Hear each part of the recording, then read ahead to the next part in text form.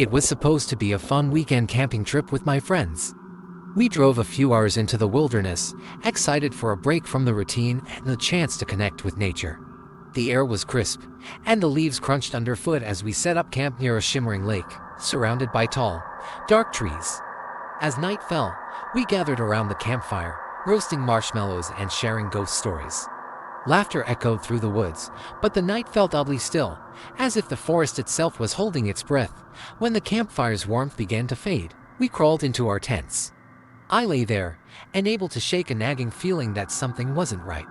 I dismissed it as nerves, reminding myself that it was just the excitement of being in the woods. As I finally drifted off, I heard the faintest sound of rustling in the brush. I opened my eyes, my heart racing. I told myself it was probably just an animal, but I couldn't shake the feeling of being watched. Around midnight, a piercing scream shattered the stillness. My heart dropped, and I shot upright in my sleeping bag. I glanced at my friends, and I could see they were awake too, eyes wide with fear. We exchanged nervous glances, debating whether it was wise to investigate.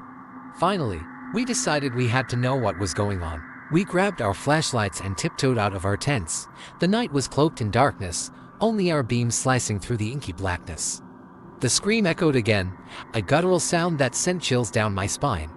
It came from deeper in the woods, drawing us in against our better judgment. We pushed through the underbrush, adrenaline coursing through our veins. As we ventured further, the air grew thick, and an unsettling quiet enveloped us. The rustling we had heard earlier intensified, but this time it sounded like someone was moving just out of sight. We stopped to listen, our breaths shallow. A sudden flash of movement caught my eye, and I swung my flashlight in that direction. My heart raced as I caught a glimpse of a figure darting between the trees. It was tall and gaunt, its limbs unnaturally long. "Did you see that?" one of my friends whispered, his voice trembling. I nodded, fear coursing through me. We started to back away slowly, but the sound of heavy footsteps echoed behind us. Panic surged, and we turned to run.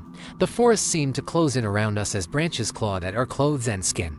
We sprinted blindly, the darkness swallowing us whole. Suddenly, we stumbled into a clearing. My flashlight flickered and died, leaving us in a veil of darkness. I fumbled with the batteries, cursing under my breath, when I heard a soft, mocking laugh coming from behind a nearby tree. The sound sent a wave of ice down my spine. My friends and I stood frozen, hearts pounding, trying to discern the source. Then, the figure emerged from the shadows, illuminated by the faint light of the moon. It was a man, or at least it used to be.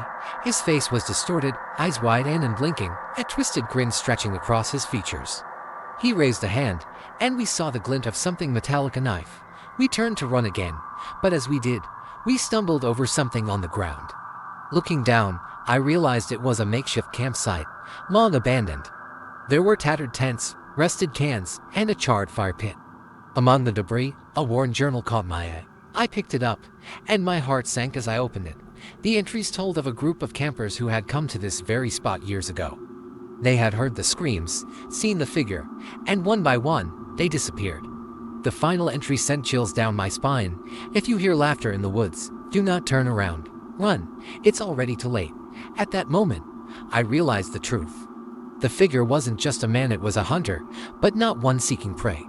He was the last remnant of the campers who had come before us, forever trapped, driven mad by the same malevolent force. I shoved the journal into my pocket as we sprinted back toward our camp, desperate to escape the curse that hung over this place. We burst into our campsite, gasping for breath, but as we reached our tents, we froze. Our tents were gone, vanished without a trace. Panic rose within me. The forest had taken everything. Looking back, the man was now standing at the edge of the clearing, the laughter echoing in the night. I realized it wasn't just us that needed to survive. It was the forest itself that was alive, and it had claimed countless victims before us. In that moment, we understood that we were not merely camping. We had stepped into a living nightmare, and the only way out was to run faster than the laughter echoing behind us.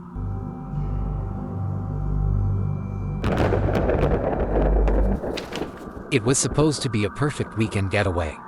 My friends and I had set up camp in a secluded area surrounded by towering pines and the distant sound of a bubbling creek. The sun was setting, casting an orange hue across the sky, and laughter echoed as we roasted marshmallows by the fire. Everything felt right until the shadows started to stretch longer. As darkness enveloped the forest, we settled into our tents, but sleep eluded me. Something felt off. The forest was unnaturally quiet. The only sounds were the occasional rustle of leaves and the crackle of the fire. My friends had drifted off, but I found myself staring at the tent ceiling, listening intently. Suddenly, a loud snap echoed through the woods, like a branch breaking underfoot. My heart raced as I peeked out of the tent. The night was thick and black, but I could see the dim glow of our fire flickering. Just then, I caught a glimpse of movement near the tree line. It was too dark to see clearly, but it looked like a figure, tall and impossibly thin, standing motionless just beyond the reach of the light. I blinked, thinking my eyes were playing tricks on me, but it was still there, swaying slightly as if caught in an unseen wind. I shook my friends awake, whispering urgently. They groaned, half asleep, dismissing my fears. "It's probably just a deer," one of them muttered. But I couldn't shake the feeling that something was very wrong. I crawled back to my spot, trying to convince myself it was nothing. The figure seemed to retreat deeper into the shadows, but I could still feel its presence lurking. Around midnight, the sound of laughter erupted from the direction of the creek. My friends seemed to be in good spirits, so I followed the sound, hoping the fresh air would calm my nerves. As I approached, I saw them gathered around, pointing and giggling. When I got closer, I realized they were staring at something floating in the creek. It looked like a long piece of fabric, white and shimmering in the moonlight. "What did you find?" I asked, trying to sound casual. One friend looked at me, eyes wide. "It's a dress. We think it might be a wedding dress." The others leaned closer, intrigued. I felt a chill run down my spine. The dress was eerily pristine, like it had just been left there, and touched by the elements. Just then, a rustling noise came from the trees behind us. We turned to look, but saw nothing. The laughter died down as an unsettling silence took over. My gut twisted with unease. I felt the urge to leave, but my friends wanted to explore further. We decided to split up. I felt a nagging apprehension, but my friends insisted we'd be fine, promising to meet back at the campsite in 30 minutes. I wandered off toward the edge of the forest, forcing myself to breathe deeply and quell my anxiety. As I walked, the forest seemed to close in around me. The trees loomed overhead, their branches twisting like skeletal fingers against the night sky. I heard the creek bubbling nearby, but then it was drowned out by a low growl. My heart raced, and I spun around, but no one was there. I felt exposed, alone. Finally, I reached a small clearing where the moonlight spilled down, illuminating the ground. I was about to turn back when I heard a whisper, soft and barely audible. It called my name, echoing through the trees. Panic gripped me. I stumbled back, retracing my steps in a rush. As I neared the campsite, I spotted my friends. Relief washed over me until I noticed something unsettling. They were standing still, their faces pale, staring into the woods with horrified expressions. I called out to them, but they didn't respond. Suddenly, the figure from earlier emerged from the darkness, rushing toward us. Its long limbs stretched unnaturally, and I could see its hollow eyes, devoid of any life. I shouted for my friends to run, and we took off, racing back to the campsite, hearts pounding in our chests. Once we reached our tents, we grabbed our gear and stumbled into the darkness. The figure stood at the tree line, watching us with an eerie calm. Just as we turned to leave, I glanced back and saw the white dress floating toward the figure, as if summoned. It vanished into the night, and as we hurried away, I realized with dread that the whispers had stopped.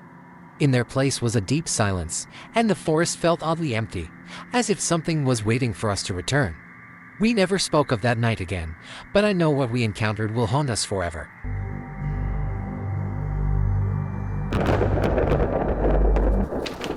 It was supposed to be a fun weekend getaway in the woods, just me and my friends. We drove out to a secluded campsite, the air crisp with the scent of pine and the distant sound of a bubbling brook. We set up our tents, cracked open some drinks, and laughed as we recounted ghost stories around the fire. The night deepened, the flames dancing shadows on the trees, and soon we decided to turn in. I crawled into my tent, the sound of crickets filling the air. Just as I was about to drift off, a loud rustling came from outside. My heart raced, but I brushed it off as an animal rummaging through the nearby bushes. I pulled my sleeping bag tighter around me and closed my eyes. Hours later, a scream shattered the silence. I jolted upright, my heart pounding in my chest. The scream was followed by frantic footsteps and shouting. I scrambled out of my tent, the cool night air hitting my skin like ice. I stumbled into the firelight, where my friends huddled together, wide-eyed and breathless. What happened? I gasped. Did you see it? Amy said, her voice trembling. We were sitting around the fire, and something came out of the trees. It was huge, like a bear, but it stood up onto legs. You're imagining things, I said, trying to sound braver than I felt. No, she insisted. I swear. It had glowing eyes and it was just watching us. We all saw it. We looked around, trying to spot whatever had terrified us. The woods felt alive, the shadows shifting ominously. I tried to convince myself it was just a trick of the light, some wild animal that would soon scamper back into the darkness. But deep down, I felt something primal clawing at my nerves. Deciding to investigate, I took a deep breath and led my friends deeper into the woods, flashlights cutting through the darkness. The trees loomed around us, and the shadows twisted and turned with each step. I was nervous but also exhilarated, adrenaline coursing through me. As we pushed further, we heard rustling again. This time, it sounded like it was getting closer. I turned my flashlight towards the sound, revealing nothing but a thick wall of trees. My friends were growing uneasy, but I insisted we press on. That was when we heard it, a low growl, deep and rumbling, echoing through the darkness. We froze. The growl came again, more distinct this time, and I could feel the hairs on my neck standing on end. We exchanged terrified glances, realizing we were no longer just campers. We were potential prey. Suddenly, a figure dashed between the trees, something dark and large moving far too quickly. I screamed, and we bolted back toward the campsite. I could hear heavy footsteps behind us, thudding against the ground. We made it back to the fire, gasping for breath, the flames flickering wildly. Where is it? Ryan shouted, scanning the tree line. We all stared into the dark, expecting something to jump out at us at any moment. But then we heard laughter. It was a high-pitched, maniacal cackle that sent chills down my spine. We turned, and there stood a tall figure, cloaked in shadows, grinning at us with an expression that twisted my stomach. Before we could react, the figure lunged. In a split second, we all ducked and scrambled away from the fire. Just as it reached the flames, the figure tripped, and in that moment, the glow of the fire illuminated its face. It was just a man, but his eyes were wild, and his smile was far too wide. You shouldn't be here, he rasped, his voice unsettling. You should leave while you still can. As quickly as he appeared, he bolted back into the trees. We were left standing in shocked silence, the laughter still echoing in our minds. I glanced at my friends, their faces pale and wide-eyed. We didn't need any more convincing. We gathered our things in a frenzy, each noise in the woods making us jump. We piled into the car, the engine roaring to life as we sped away. As we left, I looked back at the campsite, the fire flickering out in the distance. That's when I noticed something glinting in the headlights, half buried in the dirt by the tree line. It was an axe. The sight of it made my stomach drop. Who had left it there? What was that man doing in the woods? I shuddered, the realization hitting me. Some stories are best left untold.